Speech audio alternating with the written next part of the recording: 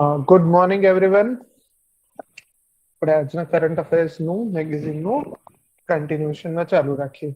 Just one more information, unless it is told you otherwise કે કાલે lecture નથી, તો every day without fail there will be a session.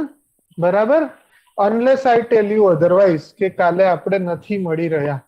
ઠીક છે? તો don't worry, don't have any confusion regarding આજે session છે કે નહીં. જો ના નથી પાડી તો ડિફોલ્ટ છે, આ જ લિંક અવેલેબલ હશે, 2-3 મિનિટ પહેલા તમને મળી જશે. ઠીક છે?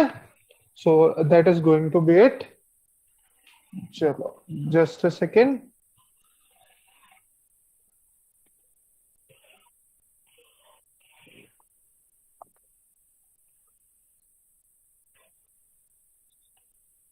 ચલો આપણે સ્ટાર્ટ કરીએ. એક સેકન્ડ, કોઈ આવ્યું કે શું? મારે કોઈનો એન્ટ્રી? Yes, okay. ચલો આજે આપણે એક્સટર્નલ સેક્ટર, તો that information is very clear કે તમને જ્યાં સુધી ના પાડવામાં આવે કે કાલે સેશન નથી ત્યાં સુધી રોજ સેશન છે એવું માનીને આપણે સવારે મળી જ જવાનું. ઠીક છે? ચલો, તો moratorium on the custom duties in on e commerce. Moratorium on custom duties on e commerce. ચલો, 12th મિનિસ્ટરિયલ મીટિંગ થઈ હતી WTO ની, અને which was suppose two B conducted in the November, પણ એને પોસ્ટપોન કરી દેવામાં આવી હતી ઇન્ડેફિનેટલી. અને આ મિનિસ્ટરિયલ કોન્ફરન્સમાં જે મેમ્બર કન્ટ્રી હતા એને શું ડિસ્કસ, રિપોર્ટ ને બધું કરવાનું હતું, ડિસિઝન્સ, કે ભાઈ આપણે ઈ કોમર્સ ટ્રાન્ઝેક્શન રિલેટેડ શું કરીશું. પણ આ મીટિંગ કેન્સલ થઈ એટલે ઓવરઓલ વર્લ્ડમાં અનસર્ટેનિટી આવી ગઈ કે ઈ કોમર્સ છે આપણે કરવું શું. ચલો, ઈ કોમર્સ અને ગ્લોબલ ટ્રેડમાં છે ને બહુ મોટો પ્રોબ્લેમ છે. Before we go in to this, right, e commerce નો સૌથી મોટો પ્રોબ્લેમ શું છે ખબર છે તમને? ખબર છે? From the international point of view અને જે ઇશ્યુ છે, ફોર એક્ઝામ્પલ, આ કંપની છે એમેઝોન, બરાબર, અથવા તો છે અલીબાબા, બરાબર. અલીબાબા આ ચાઇનાની છે, આ યુએસએ ની છે, right. So imagine this two companies which are outside them, but internet પર હવે એ લોકો ઓપરેટ કરે છે. આખું આપણું પૃથ્વી થઈને આખું ગોળો થયો, રાઈટ. હવે તમે સમજો, એ લોકો કોઈ પણ જગ્યાએ હોય પણ ત્યાંથી એ બધી જ વસ્તુઓ પ્રોવાઈડ કરી શકે. અને જ્યાં સુધી મૂવીઝ છે, સિરીઝ છે, કે કોઈ બીજી સર્વિસીસ છે, સમજાય છે, આ બધી જ વસ્તુઓ કોઈ પણ જગ્યાએથી બેસીને પ્રોવાઈડ કરી શકાય. એ લોકોનું સર્વર સ્ટોરેજ ગમે તે જગ્યાએ હોઈ શકે. તો જ્યારે એ લોકોએ ફિઝિકલ ગુડ્સ પહોંચાડવા જ નથી, પણ જ્યારે એના માટેનો એક્સપેન્ડિચર મે બી એમેઝોન પ્રાઇમનો સબસ્ક્રિપ્શન કોઈ ઇન્ડિયન કરે છે, બરાબર, અથવા તો અલીબાબા પરથી કોઈ સોફ્ટવેર ખરીદ્યું છે, માઇક્રોસોફ્ટ ઓફિસનું જેન્યુઅન વર્ઝન ખરીદ્યું, સમજાય છે. હવે પ્રોબ્લેમ શું થયો કે કોની ટેરિટોરિયલ જ્યુડિસ્ડિક્શન નાખશે. અને ઈ કોમર્સ કંપની તો એવું કે ભાઈ અમે તો ઇન્ડિયામાં તો કરો ટેક્સ ભરવાનો, અમે ઇન્ડિયાની કોઈ ફેસિલિટી જ નથી વાપરી. So then a lot of issue comes, અને એને રિગાર્ડિંગ આખો ઇશ્યુ છે. ઓફકોર્સ તમે હવે નોર્મલ થોડું આગળ જઈને વિચારો તમને ખબર પડશે કે જે ડેવલપ્ડ કન્ટ્રીઝ છે, જેની આ બધી કંપનીઝ છે, એ લોકો શું ઈચ્છે કે ના ના ભાઈ અમારે તો જ્યાંથી અમે શું કરો બીજા કન્ટ્રીમાં પે કરીએ. અને જે ડેવલપિંગ કન્ટ્રીઝ છે એને લોકો એકચ્યુઅલી સર્વિસ કે વસ્તુ કન્ઝ્યુમ કરે છે, પણ ત્યાંની ગવર્મેન્ટને ટેક્સ પણ નથી મળતો. પ્રોબ્લેમ સમજાય છે? This is the irony of the thing, કે જ્યાંથી આ લોકોને મોટી મોટી કંપનીઓને પ્રોફિટ તો લેવો છે, પણ જયારે પે કરવાની વાત આવે ને તો વસ્તુઓમાં છટકી જવું છે, રાઈટ. તો આ બધા પ્રોબ્લેમને મેનેજ કરવા માટે આના પર કોઈ રૂલ્સ હોવા જોઈએ, બરાબર. ઘણીવાર કસ્ટમ ડ્યુટી કોના પર લાગે? ચલો બહારથી કોઈ વસ્તુ ઇન્ડિયામાં છે, ફોર એક્ઝામ્પલ ચાઇનાથી કોઈ ગુડ્સ કે સર્વિસ આપણે ઇન્ડિયામાં ઇમ્પોર્ટ કરીએ, બરાબર. ધારી લો કે એક મોબાઈલ છે, ઇન્ડિયા ઇમ્પોર્ટ કર્યો. હવે જો ઇન્ડિયામાં એને સિમિલર મોબાઈલ બહુ મોંઘા મળતા હોય અને ચાઇનાનો મોબાઈલ અડધી કિંમતમાં આવે તો it will capture the market. So in those circumstances, to bring parity in the market, there is some instruments. One of the instrument કે જે ટૂલ છે, જે હથિયાર છે, એને કહેવાય કસ્ટમ ડ્યુટી, બરાબર. પણ એ વસ્તુ ફિઝિકલ ગુડ્સમાં તો લગાવી શકાય, પણ મેં તમને શું કીધું, હવે જ્યારે પ્રોડક્ટ છે કે સર્વિસ છે એ ઇલેક્ટ્રોનિકલી ડિલિવર કરવામાં આવે તો ધેન પ્રોબ્લેમ કમ્સ. ઠીક છે? સો એટલા માટે આ ઇશ્યુના ટ્રાન્ઝેક્ટને કન્સિડર કરવું બહુ જરૂરી છે.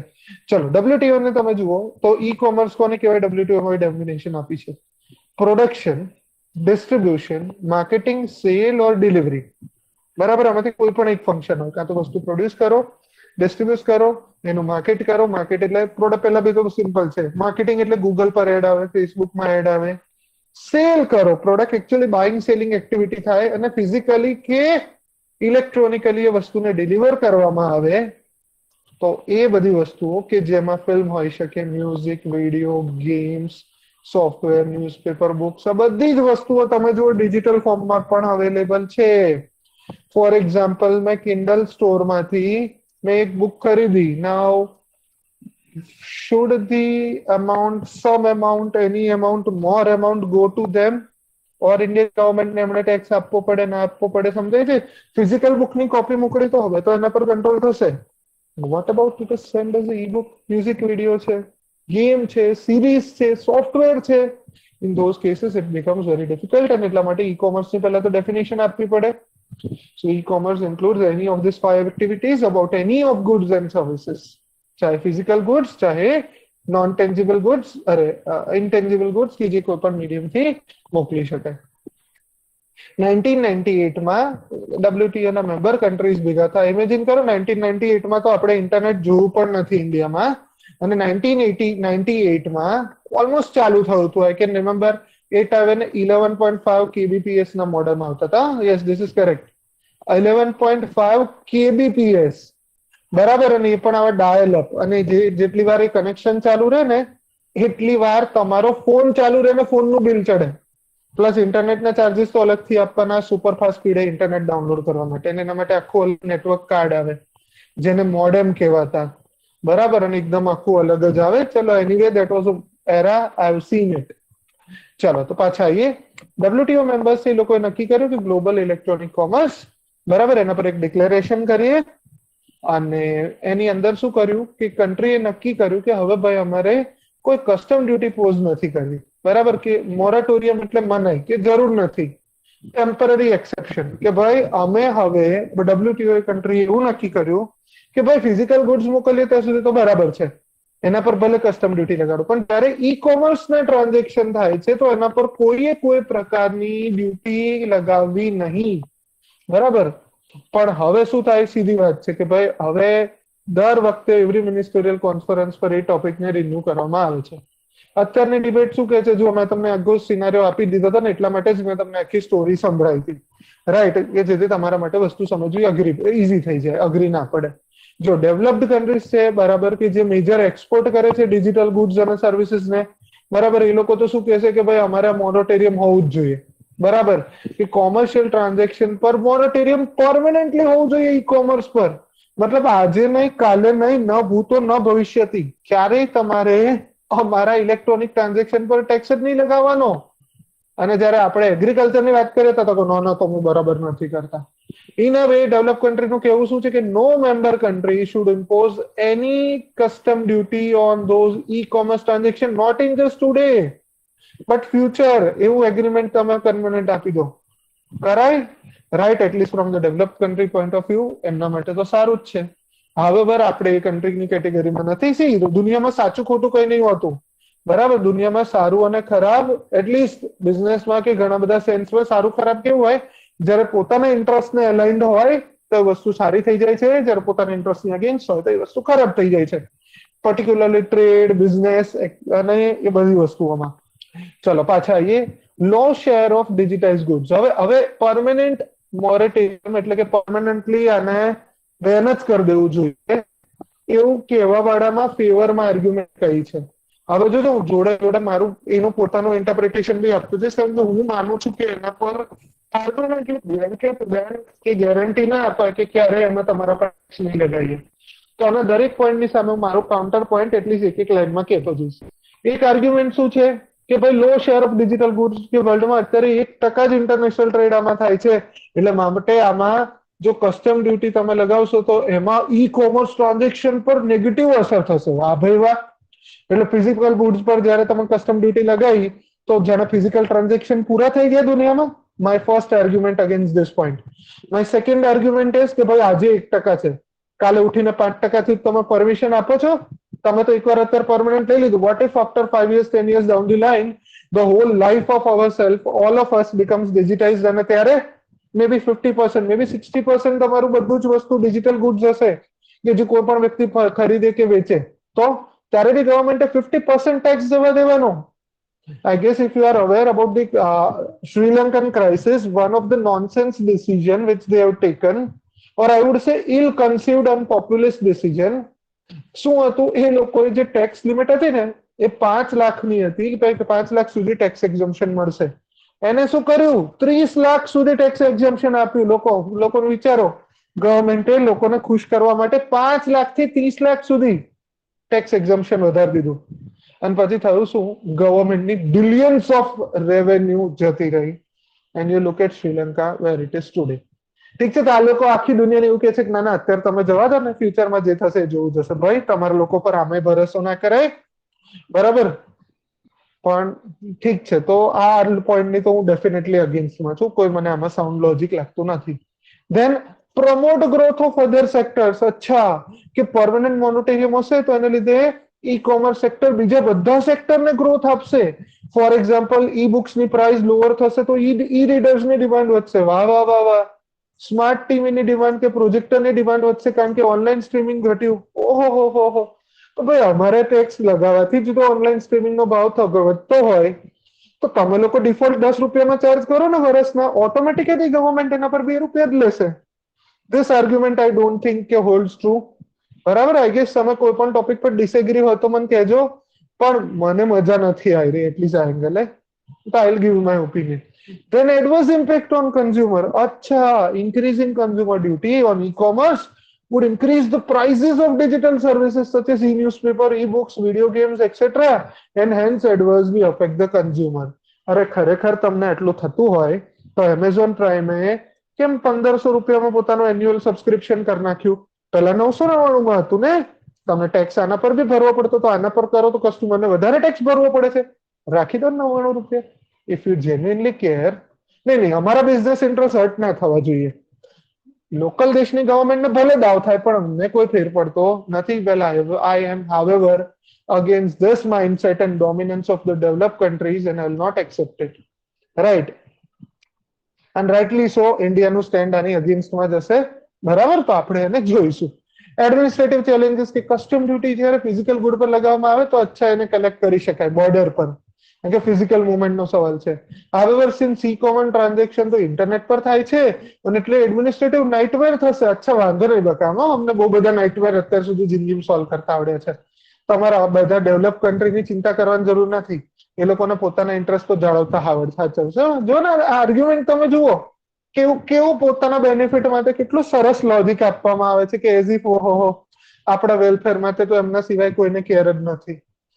Anyway this is what it is. સારું ખરાબ કઈ નહીં હોતું, ખાલી પોતાના ઇન્ટરેસ્ટ માટે કામ કરે. ને always remember, in international relations there is no other principle rather than self interest. બરાબર, પોતાના કન્ટ્રીના સેલ્ફ ઇન્ટરેસ્ટ, નેશનલ ઇન્ટરેસ્ટ સિવાય કશું મેટર નથી કરતું. અને એમાં પણ પ્રાઇવેટ સેક્ટર આવે તો એ બી પોતાના ઇન્ટરેસ્ટ અને મેક્સિમમ પોતાની કન્ટ્રીના ઇન્ટરેસ્ટ, એનાથી વધારે કોઈ કેર નથી કરતું. હવે ઇન્ડિયા વાળાએ કહી દીધું ઠીક છે, તમે વાતો કરી સરસ સરસ, મજા ના આવી. સો ઇન્ડિયાનું સ્ટેન્ડ શું છે કે ભાઈ કોઈ પરમનન્ટ મોરેટોરિયમ મળે નહીં. તો સરસ સરસ આર્ગ્યુમેન્ટ છે, કઈ તમે એક પછી એક સમજીએ. Revenue loss. 2019માં ઇન્ડિયા અને સાઉથ આફ્રિકાએ એક જોઈન્ટ પેપર પબ્લિશ કર્યું હતું, WTO on revenue implications of the moratorium on electronic transmissions. કે ભાઈ ઇન્ડિયા અને સાઉથ આફ્રિકાએ શું કીધું કે ભાઈ આવું જે તમે રાખ્યું છે ને એને લીધે લગભગ ગ્લોબલ લેવલે $10 બિલિયન ની રેવન્યુનો લોસ થયો છે. $10 બિલિયન ની રેવન્યુ. સમજાય છે? That is huge huge huge amount. અને આ બધી રેવન્યુનો અહીંયાથી લોસ થયો તો કોઈકે તો ગેઇન કર્યો. ઓફકોર્સ કોને કર્યો? ડેવલપ કન્ટ્રીએ. ડેવલપિંગ કન્ટ્રી પર ડેફિનેટલી આની નેગેટિવ અસર પડે છે. કેમ? 95% રેવન્યુ લોસ થાય છે. બરાબર, કે જે એમને મળવી જોઈતી હતી જે ડિજિટલ ટ્રાન્ઝેક્શન્સમાંથી, એમાંથી 95% આ લોકો એસ્કેપ કરી જાય છે. You can just imagine how much greater magnitude થી એ લોકો એક્સપ્લોઇટ કરે છે. રેપિડ ટેકનોલોજી એડવાન્સમેન્ટ, ડિજિટાઇઝેશન વધી રહ્યું છે. ફોર એક્ઝામ્પલ પહેલા સીડી રોમ હતા, એમાંથી MP3 આવી, ડીવીડી માંથી તમે જુઓ તો હવે ઓનલાઈન સ્ટ્રીમિંગ, પ્રિન્ટેડ બુક્સમાંથી ઈ બુક્સ. તો ભાઈ આ ટ્રેન્ડ ખાલી વધી રહ્યો છે. અને આને લીધે કસ્ટમ ડ્યુટીમાં તો લોસ થાય જ છે. ફિઝિકલ ગુડ લોકો ખરીદતા નથી. For example, I have my Kindle and I read the books from there only, so I will never buy a physical goods. પણ what if ફિઝિકલ ગુડ્સ ખરીદું તો જ ભારત સરકારને રૂપિયા મળે, તો actually the government will be at loss ના. અને ઓફકોર્સ અલ્ટિમેટલી આત્મનિર્ભર ભારતને તમારે જોઈએ છે કે ભાઈ કોઈ પણ મોરેટોરિયમ છે બગાડવાને અમારી ડ્યુટી લગાવવી પડશે, અને અમારી ડોમેસ્ટિક કંપનીઓને જે નુકસાન થઈ રહ્યું છે એની અમે ભરપાઈ કરીશું. હવે અત્યારની હાલત શું છે આ કેસમાં, તો કે ભાઈ કોઈ કન્સેન્સસ છે નહીં, જનરલી બનવું અઘરું છે. ડેવલપ કન્ટ્રી આમ મોટી મોટી વાતો કરે, વી વિલ હોલ્ડ ડેમોક્રેસી અને ઇક્વાલિટી, પણ પ્રોવાઇડેડ બ્રેકેટમાં જ્યાં સુધી અમને ફેવર કરે ત્યાં સુધી, રાઈટ. પણ કેટલા કન્ટ્રી પોતાની રીતે રસ્તો શોધી રહી છે. એટલીસ્ટ 71 કન્ટ્રી જે છે જેમાં ડેવલપ અને ડેવલપિંગ છે એ પ્લુરીલેટરલ, મેં તમને કીધું હતું મલ્ટીલેટરલ, બાયલેટરલ અને પ્લુરીલેટરલ, ઠીક છે. મલ્ટીલેટરલ જેવું જ હોય પણ પ્લુરલ, બહુવચન છે, ગ્લોબલ નથી, થોડું એનાથી ઊંચું હોઈ શકે. એ લોકો નક્કી કરી રહ્યા છે, ડિસ્કસ કરી રહ્યા છે, ડિબેટ કરી રહ્યા છે અને નક્કી કરી રહ્યા છે કે ભાઈ એટલીસ્ટ આપણે અંદરો અંદર તો અમારે આવું કરવું છે. જેને કરવું એ કરે. ઇન્ડિયાએ બહુ સિમ્પલી કહી દીધું કે અમને આ પ્લુરીલેટરલ ઇનિશિયેટિવમાં બી ઇન્ટરેસ્ટ નથી. ઇન્ડિયાએ કેટેગોરિકલી, સ્પેસિફિકલી, સ્પષ્ટતાપૂર્વક કહી દીધું કે ભાઈ આ બધા પ્લુરીલેટરલ છે, બરાબર. તમે આવી અરેન્જમેન્ટ કરશો તો રૂલ બેઝ જે ઓર્ડર છે, મલ્ટીલેટરલ ટ્રેડિંગ સિસ્ટમ છે, જે WTO ની એગ્રીમેન્ટ છે, આ બધું ફેલ જશે અને ultimately we will have the losses for the whole world. અને મહેરબાની કરીને ખાલી પોતાના ગેઇન માટે આવી બધી વસ્તુઓ તમે લોકો ના કરો તો સારું રહેશે, ઠીક છે. હવે નાના નાના ટોપિક છે પણ આને આ ટોપિક કનેક્ટેડ છે, તો આપણે ડિજિટલ સર્વિસ ટેક્સ ને સાથે લઈ લઈએ, ઠીક છે. જસ્ટ અ સેકન્ડ, હું થોડું પાણી પી લઉં. બરાબર હતું એક્સપ્લેનેશન? બરાબર. તમને કોઈ પોઈન્ટ એડ કરવા જેવું લાગે હોય તો કહો, right. I think I have elaborated the topic in, of course, I have elaborated the topic in great detail, and I don't think કે હવે આ ટોપિક પર તમને એસે બેસેમાં બી કંઈ પૂછે તો તમે એક સરસ લોજિકલ આર્ગ્યુમેન્ટ આપી શકો.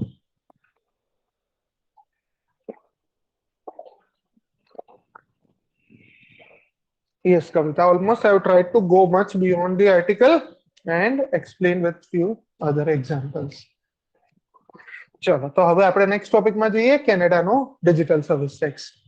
રિસેન્ટલી કેનેડાએ નક્કી કર્યું કે ભાઈ આપણે ડિજિટલ સર્વિસ ટેક્સ લગાવીએ, પર્ટિક્યુલરલી આ ડિજિટલ કંપનીઝ જે છે એમેઝોન, ફેસબુક, એ બધી, અને એ લોકોને ટેક્સ લોઝ ની અંદર લઈ આવીએ. ફોર એક્ઝામ્પલ ઇન્ડિયાની જે ઇક્વિલાઇઝેશન લેવી છે કે જે ઇન્ડિયા અને જે યુરોપ, ફ્રાન્સ છે, બરાબર, એને કયો લગાવ્યો છે? ગાફા, ગૂગલ, એમેઝોન, ફેસબુક, એપલ, બરાબર. અને એ જે ગાફા ટેક્સ છે, બરાબર, જે ફ્રાન્સે ઇન્ટ્રોડ્યુસ કર્યો, બરાબર, લગભગ યુરોપિયન યુનિયન પણ આ લાઈન પર કઈ વિચારી રહ્યું છે, બરાબર, આ કરીએ છે. પણ અમેરિકા એવું કહે છે કે તમે યુનિલેટરલી આવી રીતે ડિજિટલ ટેક્સ ઇમ્પોઝ ના કરી શકો, કારણ કે OECD ના BPS એગ્રીમેન્ટ્સ ની બી અગેન્સ્ટ છે. મને સિરિયસલી થાય, અમેરિકા યુનિલેટરલ વર્ડનો તો શબ્દનો ઉલ્લેખ જ ના કરવો જોઈએ, બરાબર. I guess the whole world agrees without a second doubt કે દુનિયામાં અમેરિકાએ તો એટલીસ્ટ આવી વસ્તુ ના જ બોલવી જોઈએ, રાઈટ. હા, એ લોકોએ કર્યું છે, જે એક્ટ આવશે ત્યારે આપણે એને લઈશું, ઠીક છે. પણ અમેરિકા આવા બધા મજાક કરે ને ત્યારે આપણને સિરિયસલી હસવું આવે કે તુમ તો રહેને દો, ઠીક છે. આપ તો બોલો ही मत. ચલો પાછા આવી જાઓ, ખોટો આપણે એગ્રેસિવ થઈએ પહેલા we have to sustain the neutrality.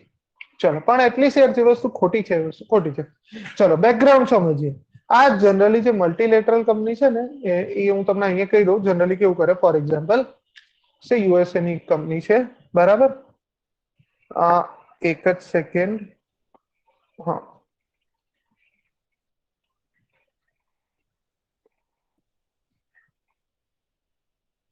બરાબર. આ જે બધી કંપનીઝ છે, ફોર એક્ઝામ્પલ ચલો કોઈ કંપની છે યુએસમાં, બરાબર, અને છે નામ છે ધારો કે એમેઝોન, બરાબર. હવે એમેઝોન ધારો કે યુએસમાં છે. હવે યુએસમાં ધારી લો કે 10% ટેક્સ રેટ છે, કોર્પોરેટ ટેક્સ રેટ છે 10%, મતલબ જેટલી પણ ઇન્કમ આવશે ત્યાં છે. અને યુરોપીય એમેઝોને ઇન્ડિયામાં સર્વિસ વેલ કરવી છે, તો માની લો કે એમની કંપની છે એમેઝોન ઇન્ડિયા, રાઈટ. તમને થોડું થીમેટિક એક્ઝામ્પલ આપું છું, થોડું વધારે ક્લિયર થશે. ઇન્ડિયામાં એમેઝોન ઇન્ડિયા જે પણ બિઝનેસ કરે એના પર છે અત્યારે નવા ટેક્સેશન લોસ પ્રમાણે 17% થી 22% વચ્ચે કંઈક ટેક્સ લાગે છે, 22 પોઈન્ટ સમથિંગ અને 3, એટલે 25% જેટલો ટેક્સ લાગે ઇફેક્ટિવલી. જો નવી કંપની છે તો 17 point something% અને અધરવાઇઝ 25% ટેક્સ લાગે, રાઈટ? આ જ કંપની જો એમેઝોન અહીંયા ટેક્સ આપે છે તો આટલો થાય છે. પણ there are some countries which are called tax havens. સે માની લો સિંગાપોર, ઠીક છે, શું છે? સિંગાપોર. ત્યાં ટેક્સ રેટ કેટલો છે? 1% કે 2%, સમજાય છે? સો હવે શું થશે કે આ એમેઝોન છે ને એ પોતાની એક સબસિડરી કંપની બનાવશે સિંગાપોરમાં, અને આ સિંગાપોરની કંપનીની એક સબસિડરી તરીકે એક એમેઝોન ઇન્ડિયા સબસિડરી બનાવવામાં આવશે. સમજો છો? હવે થશે શું કે આ એમેઝોન ઇન્ડિયા અહીંયા જે પણ રૂપિયા કમાય છે એના 1000 કરોડ રૂપિયાનો પ્રોફિટ થયો. કેટલાનો? 1000 કરોડ રૂપિયાનો પ્રોફિટ થયો એમેઝોન ઇન્ડિયાને. તો એને કેટલો પ્રોફિટ? અહીંયા 25%, એટલે 250 કરોડનો ટેક્સ આપવો પડે, બરાબર? જો આ 1000 કરોડ રૂપિયા યુએસમાં લઈ જાય તો કેટલો એને ટેક્સ આપવો પડે? 100 કરોડ. પણ જો એ રૂપિયા instead of either this India or USA જો એ સિંગાપોર લઈ જાય તો, બરાબર? સમજાય છે? હાર્ડલી 20 કરોડ ટેક્સ આપવો પડે, 10 થી 20 કરોડ. તો સીધી વાત છે કે એ લોકો શું ટ્રાય કરશે? ઇન્ડિયાને એવું બતાવશે કે જો અમે અહીંયા 1000 કરોડનું આ કર્યું ને, આ અમારો ગ્રોસ પ્રોફિટ છે, પણ અમે આ પેરેન્ટ કંપની કે જે અમારી કંટ્રોલિંગ કંપની છે એમેઝોન સિંગાપોર, એની જોડેથી અમે સોફ્ટવેર સર્વિસીસ લીધી હતી અલગ અલગ ટાઇટલ હેઠળ, અને એના બદલામાં એને અમારે એને 900 કરોડની સર્વિસીસ અમે કોની જોડેથી લીધી? આની જોડેથી. એટલે ભાઈ અમારો નેટ પ્રોફિટ 1000 કરોડ નથી, અમારો નેટ પ્રોફિટ તો ખાલી 100 કરોડ છે. સમજાયું? અમારો નેટ પ્રોફિટ કેટલો છે? 1000 કરોડ? ના ના ના ના ના, જરાય નહીં. અમારો પ્રોફિટ તો કેટલો છે? ખાલી 100 કરોડ. એટલે 100 કરોડ ના લો, આ 25 કરોડ રૂપિયાનો ટેક્સ રાખો. અને શું કરશે? આ 900 કરોડ રૂપિયા અહીંયા ગયા, અને 900 કરોડના 2% માની લો ખાલી 18 કરોડ રૂપિયા પે કર્યા. અહીંયા બી હું કરવા લઈ જાય? 10% ટેક્સ છે. સમજાય છે? Are you getting the whole gamut? This is called profit shifting, base erosion and profit shifting. સમજાયું? જો અહીંયાથી એમણે આપણો બેઝ હતો 250 કરોડનો, ઇન્ડિયન ગવર્મેન્ટના લોકો જોડેથી આપણે લોકોએ પૈસા પે કર્યા, ઇન્ડિયાના લોકોની મહેનતની કમાઈના રૂપિયા હતા જે 1000 કરોડ, જેમાંથી ઇન્ડિયાના 250 કરોડ રૂપિયાની લેજિટિમેટ ઇન્કમ હતી, એને એ લોકોએ માલ પ્રેક્ટિસીસથી શિફ્ટ કર્યું ફ્રોમ ઇન્ડિયા ટુ સિંગાપોર, અને પછી ત્યાંથી somehow there are some ways of rooting, and this whole activity is called as base erosion and profit shifting. ઠીક છે? પણ સીધી વાત છે કે ઇન્ડિયાએ કીધું કે જો બોસ આ પ્રેક્ટિસિસ, હવે આઈ થિંક કોઈને એક્ઝામ્પલમાં કઈ ડાઉટ રહ્યો? કોઈને ડાઉટ છે હવે કે બેઝ ઇરોઝન અને પ્રોફિટ શિફ્ટિંગ છે શું? મેં તમને એક લાઈવ એક્ઝામ્પલ લઈને સમજાવ્યું કે આ લોકો આખી ગેમ કઈ રીતે રમે છે, right? So whenever somebody now tells you BEPS, so you should be able to proudly say કે ભાઈ અમને ના પૂછો, અમને બધું ખબર છે. ઠીક છે? ચલો તો હવે આપણે આગળ જઈએ. યસ, ચલો. હવે મલ્ટીનેશનલ કંપની છે, જરા આપણે જોયું કે બધું પોતાનો પ્રોફિટ આ રીતે શિફ્ટ કરે છે. આખી લાઈનને મેં તમને એક્ઝામ્પલથી સમજાવ્યું. હવે સમજો, હવે સીધી વાત છે કે ઇન્ડિયા જેવા કન્ટ્રી છે જેને ટેક્સ લોસ થઈ રહ્યો છે, તો એ લોકો શું કહેશે કે ના યાર આ વસ્તુમાં તો મજા નથી આવતી. એટલે જે G20 કન્ટ્રી છે, જે OECD છે, બધાએ નક્કી કર્યું કે ભાઈ આપણે આના પર કઈ ફ્રેમવર્ક બનાવીએ. 140 કન્ટ્રી ભેગા મળીને કોઈ ફ્રેમવર્ક બનાવી રહ્યા છે કે જેથી આ રીતે કંપનીઓ ટેક્સ અવોઇડન્સ સ્ટ્રેટેજી જે છે મલ્ટીનેશનલ કંપનીઝને એને એવોઇડ કરી શકે. એના માટેની જે સ્ટ્રેટેજી છે એમાં ટોટલી 2 પિલર છે, કે મે બી વધારે હોય છે, કે આપણા કામના 2 છે કાં તો 2 જ છે.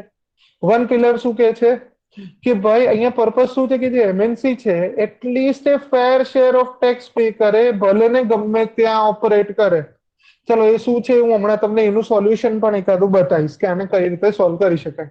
એનો મતલબ શું થયો કે ભાઈ સર્ટેન પ્રોફિટ ઓફ એમએનસી છે, બરાબર, એ શેર કરવો જ પડશે એ કન્ટ્રીમાં કે જ્યાં એમએનસી એ સિગ્નિફિકન્ટ ઇકોનોમિક પ્રેઝન્ટ ધરાવતી હોય.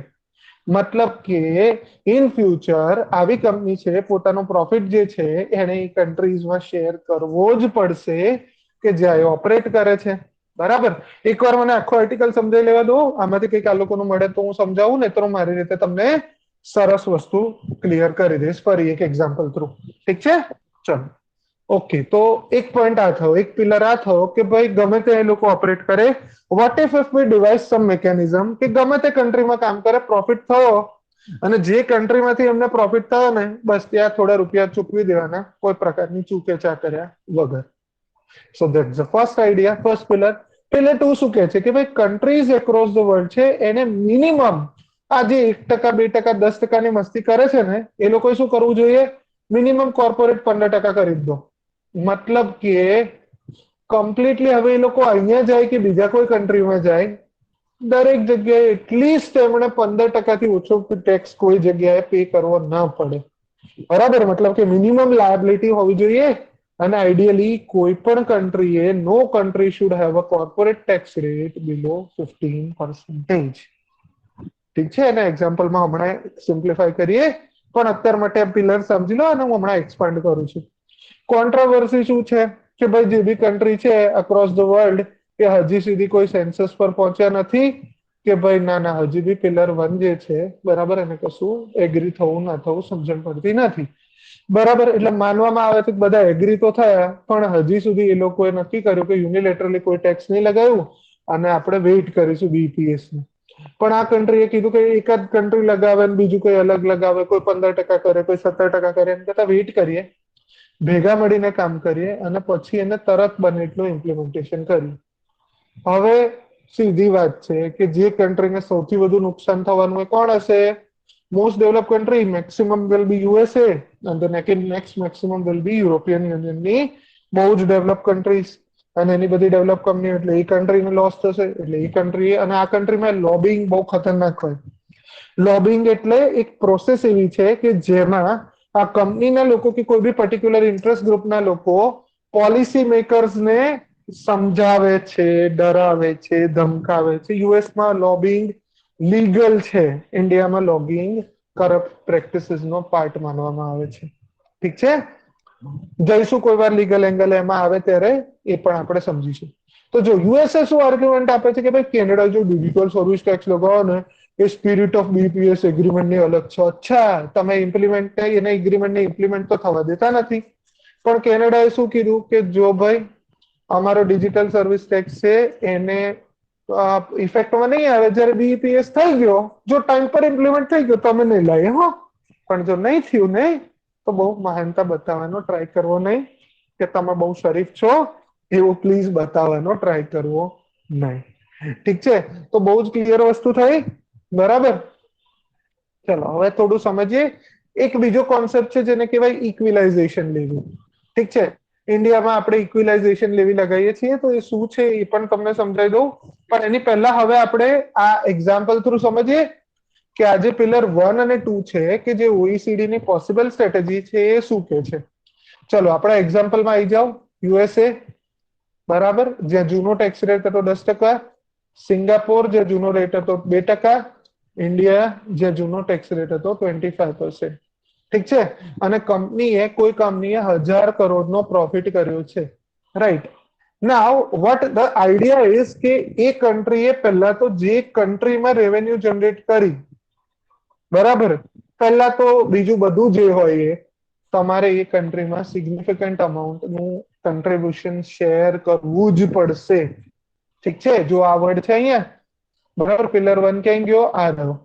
બરાબર, જ્યાં તમારી સિગ્નિફિકન્ટ ઇકોનોમિક પ્રેઝન્સ છે, ભલે તમારા હેડક્વાર્ટર હોય ના હોય, ભલે તમારા સર્વર હોય ના હોય, પણ ઇકોનોમિક પ્રેઝન્સ જ્યાંથી તમારા ટ્રાન્ઝેક્શન આવે છે ત્યાં તમારે રૂપિયા મેક્સિમમ શેર કરવા પડશે અને પડશે જ. Point 1 clear.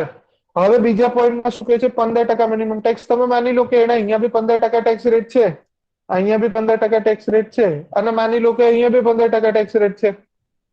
Four just example, માની લે કે ઇન્ડિયા 15% ને બદલે 20% ટેક્સ રેટ રાખે છે. બરાબર, હવે 15 થી નીચે કોઈ રાખવાનું નહીં, તો ઇવન ઇફ આ કંપની પોતાનું પ્રોફિટ અહીંયાથી અહીંયા ટ્રાન્સફર કરે તો એ શું થઈ જવાનું? અલ્ટિમેટલી એને રૂપિયા તો અહીંયા બી 15% પે કરવાના, અહીંયા બી 15 પે કરવાના, અહીંયા બી મોર ઓર લેસ 15 પે કરવાના. એ લોકો જોડે આ બધી માલ પ્રેક્ટિસીસ મેનિપ્યુલેશન કરવાનો સ્કોપ ઘટી જાય. રાઈટ, સમજાય છે? તો જ્યારે આ પ્રકારની એક પોલિસી ઇમ્પ્લિમેન્ટ કરવામાં આવે કે જેનાથી આ બધી કંપનીઝ છે એ બચારી ફસાઈ જાય, કે સાલા આમ જઈએ તો બી બચાતું નથી અને બીજી બાજુ જઈએ તોય બચાતું નથી.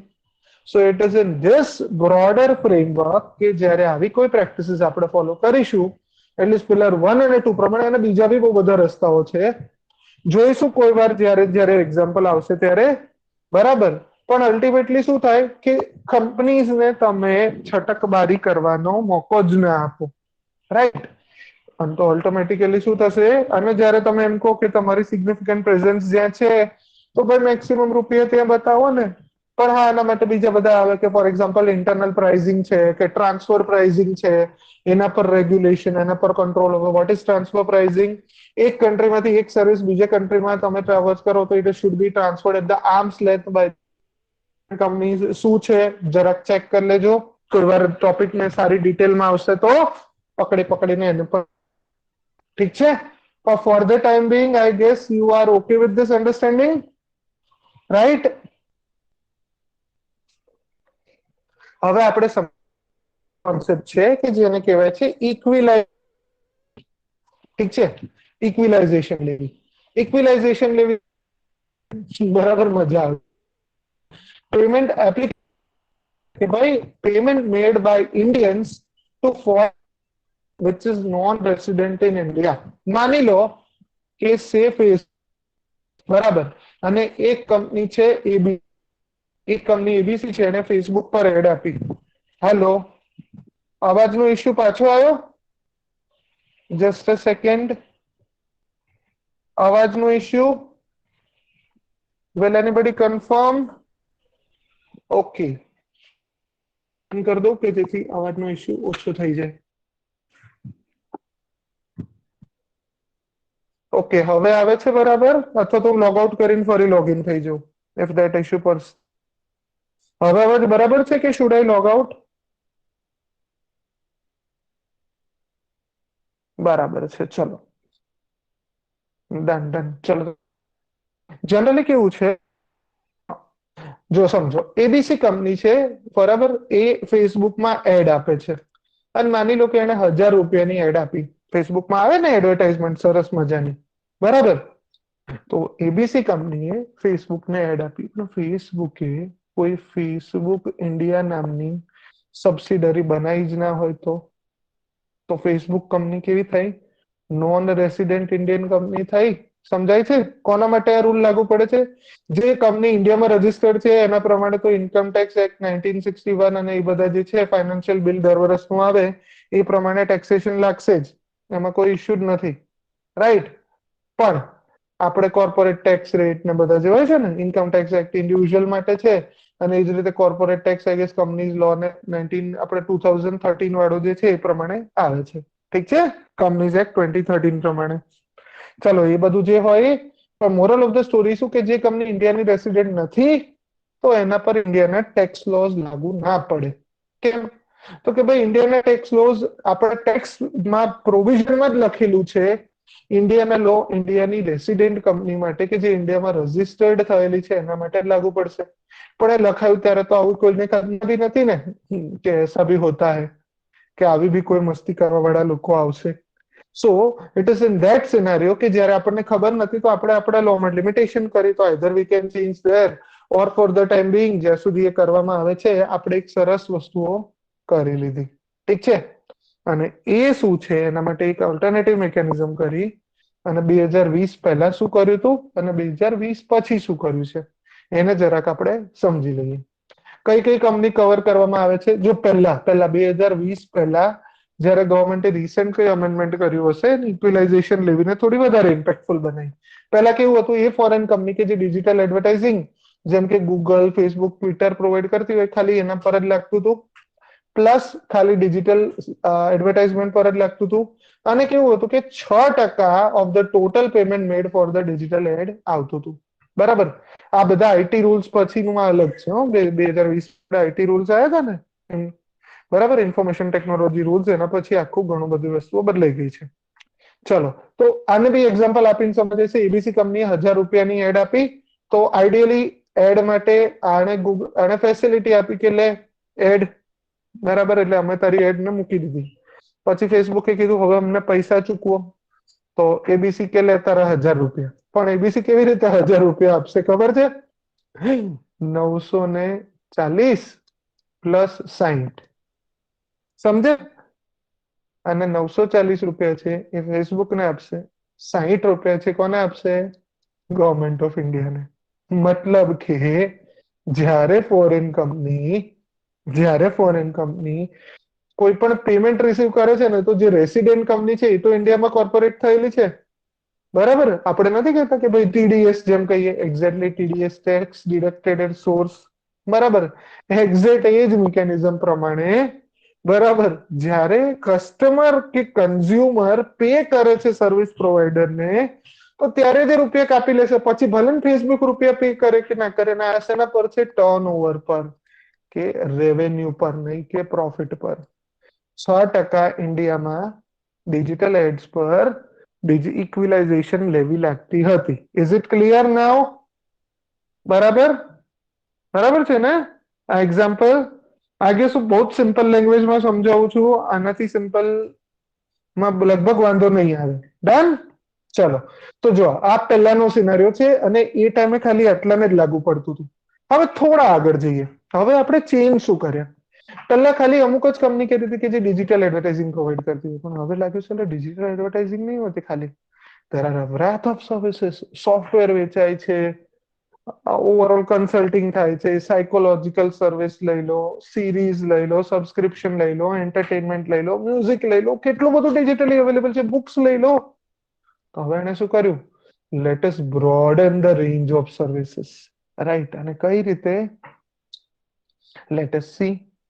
ફોર એક્ઝામ્પલ, આ દરેક ફોરેન કંપની છે કે જે એનું એન્યુઅલ ટર્નઓવર જો 2 કરોડ કે એનાથી ઉપર છે, એમાં કોઈ બી કંપની હોય છે, એમેઝોન છે, નેટફ્લિક્સ છે, ટ્રિવિગો છે, આમાંથી કોઈ બી કંપની છે, તો બધી એનામાં આવી ગઈ. ભલે એ ડિજિટલ એડવર્ટાઇઝ જ પ્રોવાઈડ નથી કરતી, બહુ બધી વસ્તુ આપે છે ને, પણ પહેલા આ બધી કંપનીઓ આમાં બધી બચી જતી હતી. ગવર્મેન્ટ કે 1 મિનિટ ઉભા રહો, અમારી જોડે બી સરસ મજાના ઇન્ટેલિજન્ટ લોકોની ટીમ છે, and we will come up with a much better taxation and laws. So first of all, કે આ બધા લોકો કે જે ઓલ ફોરેન કંપનીઝ છે કે જેનું બી ટર્નઓવર 2 કરોડ કે એનાથી વધારે છે, મતલબ આ બધી મોટીનું અબજો કરોડમાં ટર્નઓવર હોય છે, લાખો કરોડમાં ટર્નઓવર હોય છે, તો એમની જોડે બચવાનો કોઈ જ મોકો નથી રહેતો. ક્લિયર? પહેલો પોઈન્ટ. ધેન આના માટે પહેલા શું હતું? ખાલી ડિજિટલ એડવર્ટાઇઝમેન્ટ. તો હવે શું કીધું કે ડિજિટલ એડવર્ટાઇઝમેન્ટ ફોરેન કંપનીમાં જે આવે, તો એમાં તો 6% રેટે પેમેન્ટ કરવાનું જ. જે મેં એક્ઝામ્પલ આપ્યું, that is valid for advertising, that is fine, there is no need of change required there. પણ જોડે જોડે જ્યારે કોઈ પણ ગુડ્સ એન્ડ સર્વિસીસ છે એને ઓનલાઈન ખરીદવામાં આવે છે, બરાબર, જેમ કે એમેઝોન, ફ્લિપકાર્ટ, નેટફ્લિક્સ, ટીવીગો, આ બધા પરથી જ્યારે કોઈ પણ ગુડ્સ કે સર્વિસીસને ઓનલાઈન બી પરચેસ કરવામાં આવે છે, તો એના પર પણ જે પણ પેમેન્ટ મળે એના 2% વસ્તુ એમણે પે કરવા પડશે. સમજાય છે? ફોર એક્ઝામ્પલ, આ બધા શું કરતા હતા કે ઇન્ડિયામાંથી બહુ બધી વસ્તુ લે, અહીંયા ને અહીંયા વેચે, ફિઝિકલ ગુડ્સ વેચે, સર્વિસીસ વેચે, પણ અત્યાર સુધી તો એ લોકોએ કશું જ નતું કરવાનું. હવે ગવર્મેન્ટે શું કીધું? વાંધો નહીં, હા, બહુ સરસ, ચલો 2% રૂપિયા કાઢો. અમારે તમારો પ્રોફિટ, તમારે સી પ્રોબ્લેમ શું હતો? એ લોકો પ્રોફિટ બતાવીને પ્રોફિટ શિફ્ટ કરતા હતા. સમજાય છે? પ્રોફિટ બતાવીને પછી કે ના ના, અમારે તો 900 કરોડ રૂપિયાની સર્વિસીસ લીધી હતી, યાદ છે? આ એક્ઝામ્પલ મેં કીધું હતું કે એમેઝોન ઇન્ડિયા એવું કહેશે કે ના ના, અમારે તો સોફ્ટવેર સર્વિસીસ ના બધા ચાર્જીસ બહુ જ અઘરા હોય, અને અમારી પેરેન્ટ કંપનીને એનો બહુ ખર્ચો થાય છે, તો અમારે તો 900 કરોડ રૂપિયા તો સર્વિસીસમાં ગયા. એટલે રૂપિયા એ રીતે શિફ્ટ કરતા હતા. હવે આપણે શું કર્યું? સમજાયું? વાંધો નહીં, તમારે જે ઇન્ટરનલ અરેન્જમેન્ટ કરવી હોય કરો. સાચી વાત છે, બહુ ખર્ચો થાય, વાંધો નહીં, હો, ચલો 2% લાવો. સમજાય છે? And this is how exactly the government, with the help of equalization levy, has tried to fight the menace of escapism by this multilateral companies. અને જ્યાં સુધી વર્લ્ડ લેવલે કોઈ સોલ્યુશન આવે, જે નજીકના ભવિષ્યમાં આવવાના કોઈ ચાન્સ નથી, ત્યાં સુધી આપણે આ રીતે પ્રેક્ટિસ ચાલુ રાખી શકીએ. ઠીક છે? ડન? મજા આવી? બરાબર. આમાં હવે નાના નાના ઇશ્યુઝ રહે છે, એને આપણે પછી જોઈએ. એકાદ બીજો આર્ટિકલ જોયું તો હવે તો જો આપણું ઇકોનોમી પતી ગયું. It's a gigantic topic, right? પણ એને આપણે આઈ ગેસ મેં બહુ સારી રીતે તમને સમજાવ્યું છે, તો તમને આગળ જતા ભૂત બનીને તો હેરાન નહીં કરે. બરાબર. ઓકે, આ ટોપિકમાં કેવા ક્વેશ્ચન આવી શકે? ચલો આમાં કદાચ આપ્યો બી હશે, નથી આપ્યો તો આપણને બનાવતા તો બહુ સરસ આવડે છે. જો પૂછી શકે કે ભાઈ ડિસ્કસ, બરાબર, કે problem of what is BPS, બરાબર, what are the issues which is creates and how we can resolve it. અથવા તો તમે એવું કહી શકો કે the emergence of e-services, બરાબર, or e-commerce services has presented, તમે લખી શકો the emergence, બરાબર, the emergence of e-commerce services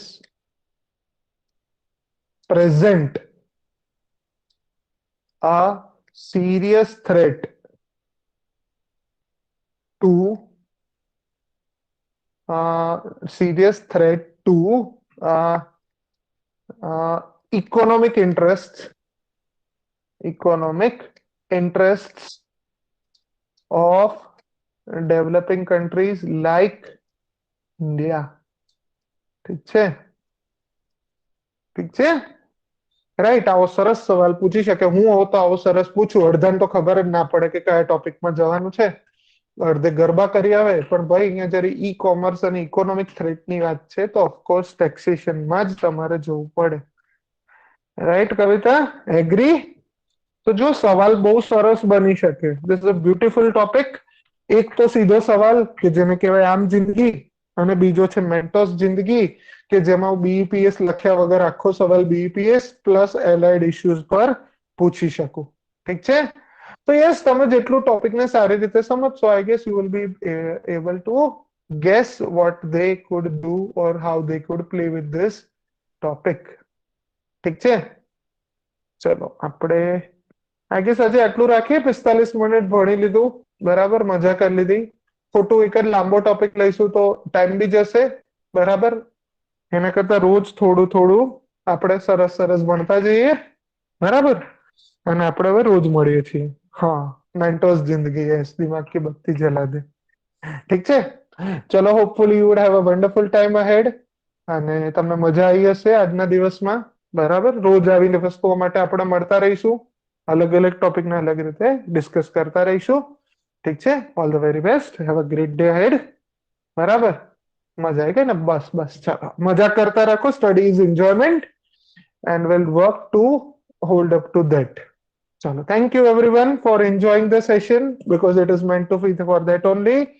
by, take care. સરસ ભણજો આજે, બરાબર. ફરી પાછા કાલે ફરી પોઝિટિવિટી સાથે મળશું. ચલો, બાય, ટેક કેર. યસ, મોજે મોજ. ચલો, very best of luck again.